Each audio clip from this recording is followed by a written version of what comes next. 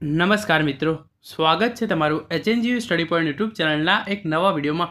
મિત્રો, શિક્ષણ સહાયક ભરતી અંગે 4-5 ખૂબ જ મહત્વની અપડેટ આવી રહી છે. એના વિશે આપણે આજના આ વિડીયોની અંદર વાત કરવાના છીએ. મિત્રો, HNGU study point YouTube channel દ્વારા તમને શિક્ષણ સહાયક ભરતીની તમામ માહિતી સૌપ્રથમ અને સચોટ રીતે પૂરી પાડવામાં આવે છે. ભવિષ્યમાં પણ આવી તમામ માહિતી મેળવવા માટે ચેનલને અત્યારે સબસ્ક્રાઇબ કરી લેજો. તો હવે શરૂ કરીએ આજનો આ વિડીયો. તો તમે જોઈ શકો છો એ પ્રમાણે શિક્ષણ સહાયક ભરતી ડોક્યુમેન્ટ વેરિફિકેશન કોલ લેટર જે છે એ જાહેર થઈ ગયા છે. આપણે જોઈશું કે એ કોલ લેટર તમે કઈ રીતે ડાઉનલોડ કરી શકો છો. ડોક્યુમેન્ટ વેરિફિકેશન તમારે કરાવવા માટે કયા સેન્ટર પર જવાનું છે, એ સેન્ટર છે એનું લિસ્ટ છે એ પણ જાહેર કરી દેવામાં આવ્યું છે. તો એ પણ આપણે જોઈશું. અને શિક્ષણ સહાયક રિજેક્ટેડ કેન્ડિડેટ લિસ્ટ જાહેર એ પણ જાહેર કરવામાં આવ્યું છે. તો એની અંદર તમારું નામ છે કે નહીં તમે એ પણ ચેક કરી લેજો. તો આ 3 અપડેટ છે એ આવી ગઈ છે. તો એના વિશે આપણે આજના આ વિડીયોની અંદર વાત કરવાના છીએ. તમે પહેલાં જોઈ લો, આજે આ નોટિફિકેશન અહીં આવી હતી. પહેલાં સરકારી ઉચ્ચતર માધ્યમિક શાળાઓમાં શિક્ષણ સહાયક ભરતી 2024 અન્વયે ડોક્યુમેન્ટ વેરિફિકેશન લિસ્ટમાં સામેલ ઉમેદવારો 18/3/2024થી 24/3/2025 સુધીમાં ડોક્યુમેન્ટ વેરિફિકેશન માટેના કોલ લેટર જે છે એ ડાઉનલોડ કરી શકે છે. 18/3/2025થી 24/3/2025 સુધીમાં ડોક્યુમેન્ટ વેરિફિકેશનના કોલ લેટર જે છે એ તમે ડાઉનલોડ કરી શકો છો. અને પછી તમે અહીંયા જોઈ શકો છો, આપણે વેબસાઇટ પર જતા રહીએ અને ત્યાં જઈ અને જોઈએ કે તમે કોલ લેટર જે છે એ કઈ રીતે ડાઉનલોડ કરી શકો છો.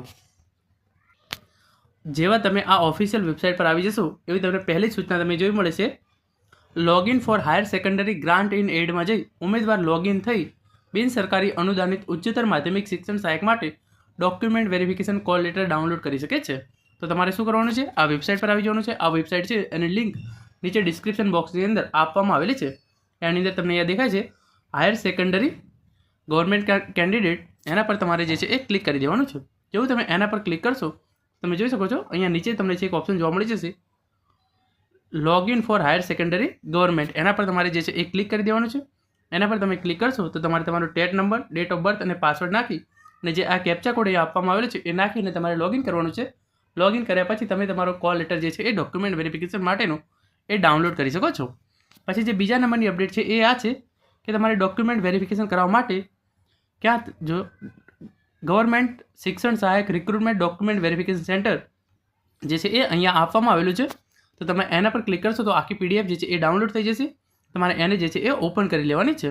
તમે જોઈ શકો છો અહીંયા જે છે એ તમામ કેન્દ્રો છે ડોક્યુમેન્ટ વેરિફિકેશન માટેના એનું લિસ્ટ જે છે એ આપવામાં આવેલું છે. કુલ આ 34 કેન્દ્રો છે.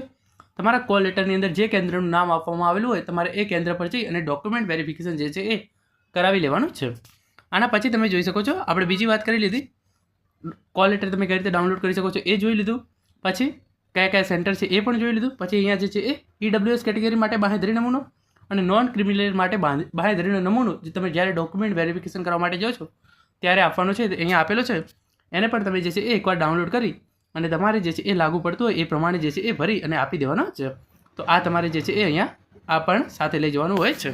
હવે આપણે વાત કરીએ કે કયા કયા ઉમેદવારો જે છે એ રિજેક્ટેડ થઈ ગયું છે. તો કયા ઉમેદવારોનું જે છે એ રિજેક્ટેડ થઈ ગયું છે તો એના માટે તમારે સેકન્ડરી ગવર્મેન્ટ આપેલું છે એના પર ક્લિક કરવાનું છે.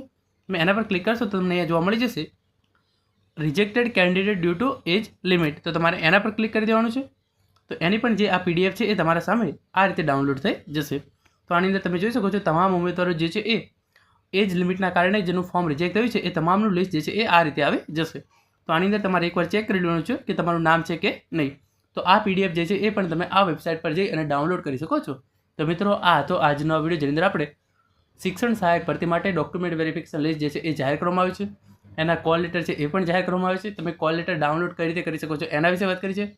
સાથે સાથે આપણે કયા ઉમેદવારોને કયા સેન્ટર પર જવાનું છે એના વિશેની વાત કરી છે અને કયા ઉમેદવારોના ફોર્મ જે છે એ રિજેક્ટ થયા છે એના વિશે વાત કરી છે. Thank you so much for watching.